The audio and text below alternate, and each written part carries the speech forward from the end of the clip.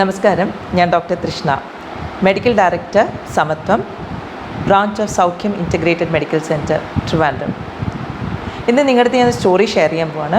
എൻ്റെ അടുത്തൊരു പേഷ്യൻ്റ് വന്നിരുന്നു, ഒരു 45-year-old മെയിൽ.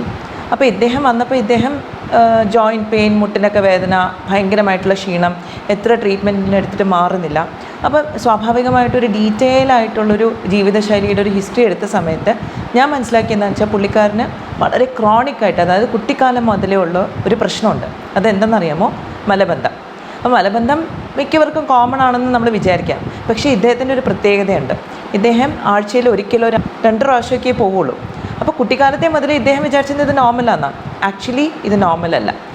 മലബന്ധം എന്ന് പറയുന്നൊരു കണ്ടീഷൻ തന്നെ 3 പ്രാവശ്യത്തിൽ കുറവ് പോകുന്നതിനാണ് നമ്മൾ ഡയഗ്നോസ് ചെയ്യുന്നത്.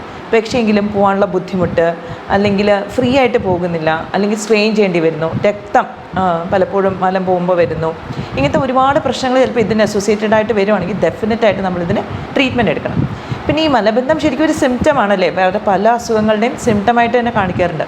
ഉദാഹരണത്തിന് ഇറിറ്റബിൾ ബവൽ സിൻഡ്രോം എന്ന് പറഞ്ഞിട്ടൊരു അസുഖമുണ്ട്. ഇതിൻ്റെ പ്രശ്നം എന്ന് വെച്ചാൽ ഭയങ്കര എറാറ്റിക്കാണ്. അതായത് ചില സമയത്ത് നമുക്ക് മലബന്ധമായിരിക്കും, ചില സമയത്ത് വയറിളക്കമായിരിക്കും. പക്ഷേ മലബന്ധം ഉള്ള ടൈപ്പ് ആൾക്കാർക്ക് എന്താ പ്രശ്നം എന്ന് വെച്ചാൽ വളരെയധികം അതിനോട് അസോസിയേറ്റഡ് ആയിട്ടുള്ള ബുദ്ധിമുട്ടുണ്ടാകും. വയറുവേദന, ചിലപ്പം സ്കിന്നിൽ തന്നെ ചിലപ്പോൾ റാഷസ് കാണാം, ജോയിൻറ്റ് പെയിൻ കാണാം. അങ്ങനെ പല സിംറ്റംസും ചിലപ്പം ഒന്നിച്ച് കൂടി വരാൻ സാധ്യതയുണ്ട്.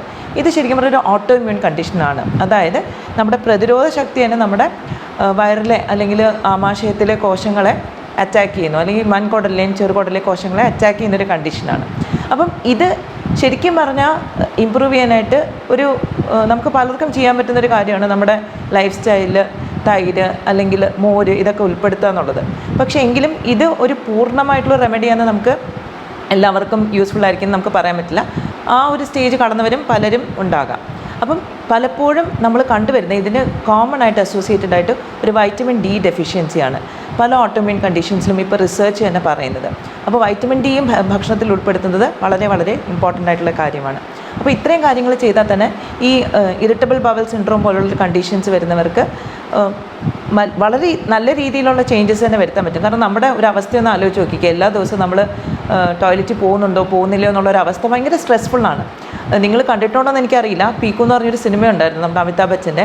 അദ്ദേഹത്തിൻ്റെ സിനിമ ദ ഹോൾ കോൺസെപ്റ്റ് വാസ് ഈ മലബന്ധം, രാവിലെ ടോയ്ലറ്റിൽ പോകുന്നില്ല, ഇങ്ങനെ ഒരു ഇതാണ്.